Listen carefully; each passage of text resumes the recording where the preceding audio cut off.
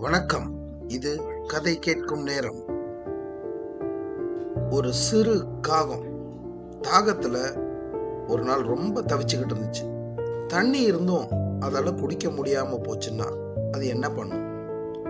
இன்று நாம் கேட்க போகும் கதை அறிவு எப்படி சக்தியை வெல்லுகிறது என்பதற்கான ஒரு அழகான நினைவூட்டல்.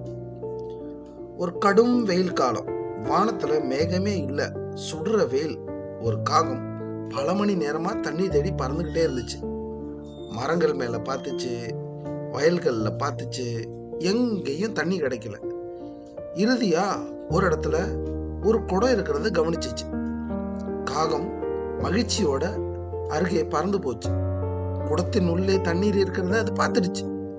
ஆனா அந்த தண்ணீர் மிகவும் கீழே இருந்துச்சு. அதனோட அழகால அதை எட்டி குடிக்க முடியல. காகம் முதல்ல குடத்தை தள்ள முயன்றுச்சு. அதால முடியல. குடத்தை உடைக்கிறதுக்கும் அதால முடியல. சில நிமிடங்கள் அது அமைதியா அங்கேயே காத்து நின்னுச்சு. யோசிச்சுது என்ன பண்ணலாம் அப்படின்னு. பக்கத்திலே சின்ன சின்ன கற்கள் கிடைந்ததை அது பார்த்துச்சு.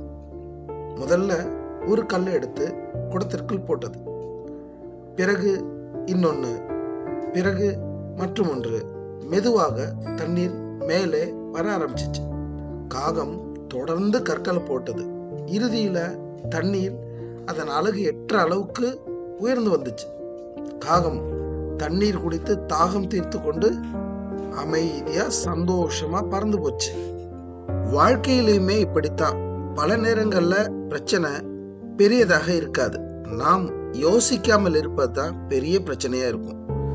பயமில்லாத இடத்துல அறிவு வழியை கண்டுபிடிக்கும். சிறிய முயற்சிகள் தொடர்ந்து செய்தா பெரிய மாற்றத்தை உருவாக்கும்.